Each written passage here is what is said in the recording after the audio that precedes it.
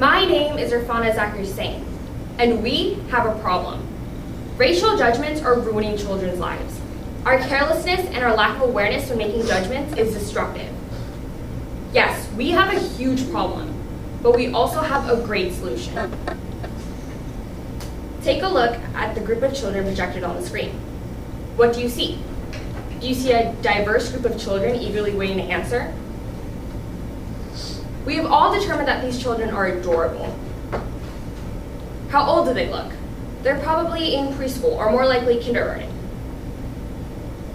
Do you see anything else in this picture? Anything else at all? Have you made all your observations?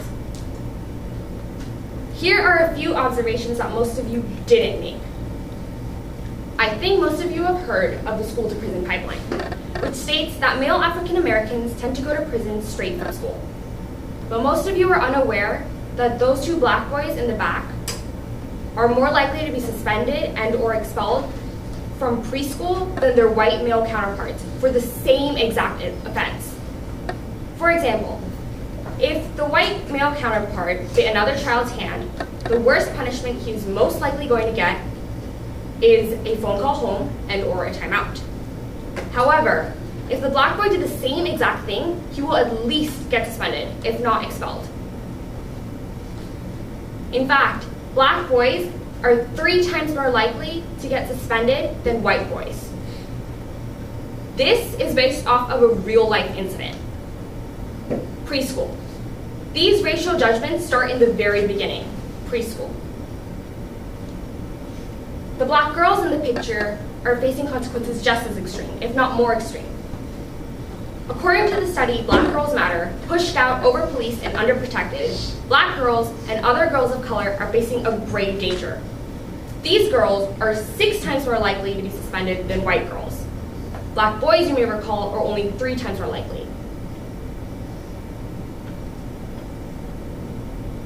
The girls are at a bigger risk than the boys. In fact, a real-life incident that can model an abundance of incidents that are similar can be used to prove this fact. In a Baltimore school, a school security officer claimed to be attacked by 3 black girls. The school immediately believed the officer and expelled the 3 girls. However, after reviewing the security tape, it was shown that the school security officer had repeatedly hit one of the girls on the head with her baton and pepper sprayed the other girls, making the girls seek treatment at a hospital. Why is that? Why are these girls in more danger than white girls?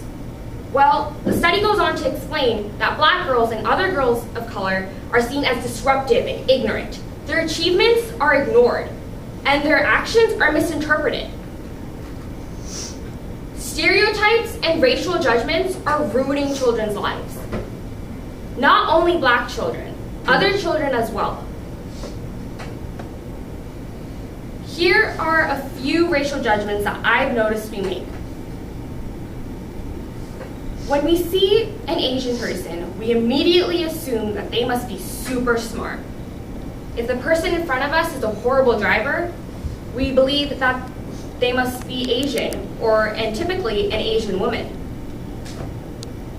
White people also have to deal with racial judgments. They are typically taken as more judgmental and more racist than any other race. While other races can make racist jokes about their own race and white people, it's absolutely unacceptable in society for a white person to make a racist joke. Consider this picture of teens from different ethnic backgrounds speaking out against the racial judgments that they combat every single day.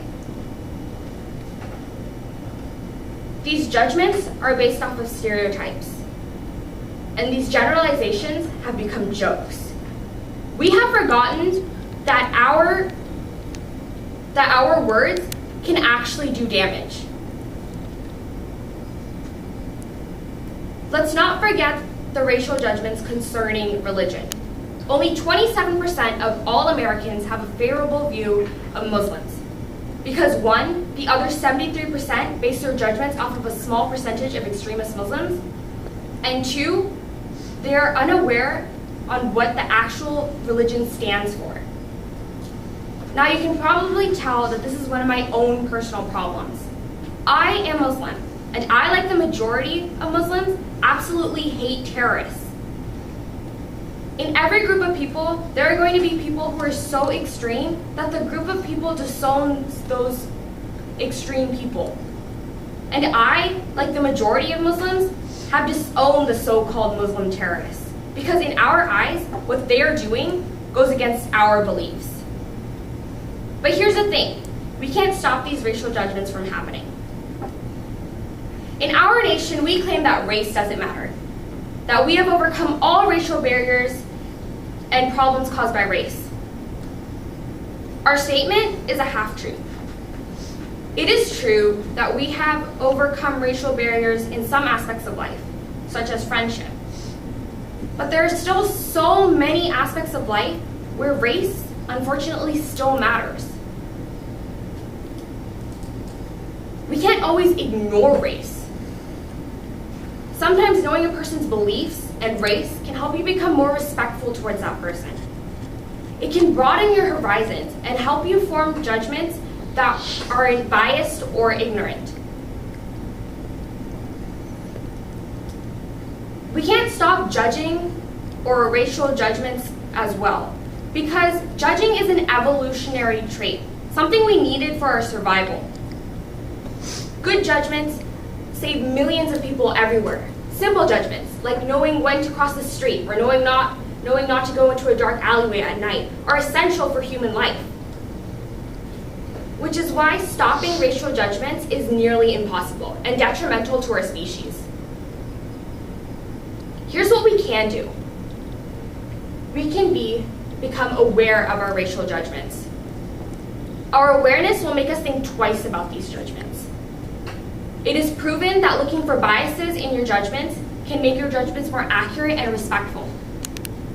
Awareness is the key. If we are aware, we tend to second guess ourselves, and in this case, this is a good thing. If we second guess ourselves, we will form judgments that are more accurate, more respectful, and less biased. So become more aware. Be aware of your judgments, be aware of your thoughts. These judgments will brighten your world, making your judgments fair and appropriate. Thank you.